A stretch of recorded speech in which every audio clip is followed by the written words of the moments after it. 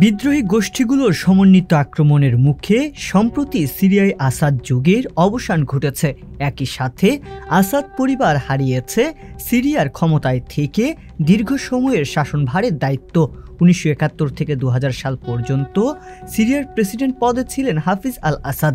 2000 সালে তার মৃত্যুর পর ওই বছরই ছেলে বাশার আল আসাদ ক্ষমতায় বসেন।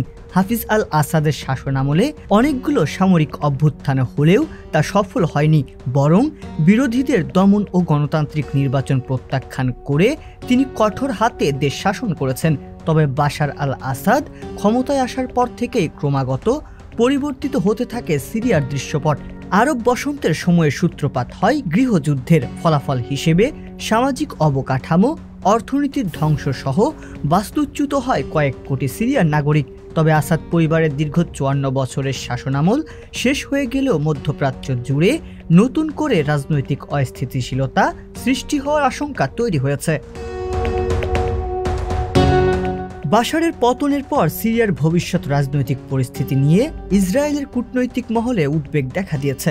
সিরিয়ার সঙ্গে ইসরায়েলের সীমান্ত দাঁড়িয়ে আছে গোলান মালভূমিতে। 1967 সালের 6 দিনের যুদ্ধে এবং পরবর্তীকালে 1973 সালের আরব ইসরায়েল যুদ্ধে এই গোলান মালভূমির অধিকাংশই সিরিয়ার কাছ থেকে দখল করে নেয় ইসরায়েল। সেদিক বিবেচনায় বিশেষ করে সিরিয়ার পরবর্তী নেতৃত্বে যদি ইসলামপন্থী বা রক্ষণশীল গোষ্ঠী ক্ষমতায় আসে তবে তা ইসরায়েলের জন্য আরও বেশি উদ্বেগজনক হতে পারে। আবার সিরিয়ার অস্থিরতা ছড়াতে পারে জর্ডানেও। জর্ডানের শাসকদের মধ্যে অসন্তোষ এবং দেশটির ভেতরে অস্থিরতা ইসরায়েলের জন্য তৈরি করতে পারে নতুন সংকট। এদিকে সিরিয়ায় এই পরিবর্তনের ফলে এই অঞ্চলে ইরানের প্রভাব বড় ধরনের ধাক্কা খেয়েছে বলে মনে করছেন বিশ্লেষকেরা। আসাদের অধীনে সিরিয়া ছিল ইরানিদের সাথে হিজবুল্লাহর যোগাযোগের অংশ। হিজবুল্লাহকে অস্ত্র ও গোলাবারুদ পাঠানোর জন্য এটা মূল পথ হিসেবে ব্যবহৃত হয়ে আসছিল। যদিও সৌদি আরবের সিরিয়ায় পরবর্তী পরিস্থিতিতে বিশেষ কোনো ভূমিকা রাখার সুযোগ নেই বলে মনে করছেন আন্তর্জাতিক রাজনীতি বিশ্লেষকেরা। তাদের মতে সিরিয়ার বাশার বিরোধী সুন্নি সশস্ত্র গোষ্ঠীগুলো অন্যান্য মধ্যপ্রাচ্য দেশগুলোতে হস্তক্ষেপ করতে পারে।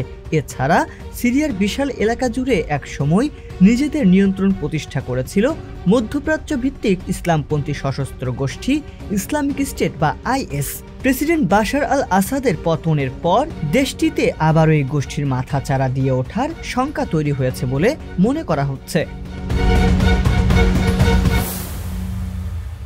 সংবাদ, ফিচার ও অনুষ্ঠানের জন্য ভিজিট করুন সংবাদ প্রকাশের ওয়েবসাইট এবং যুক্ত থাকুন ফেসবুক পেজ ও ইউটিউব চ্যানেলের সঙ্গে।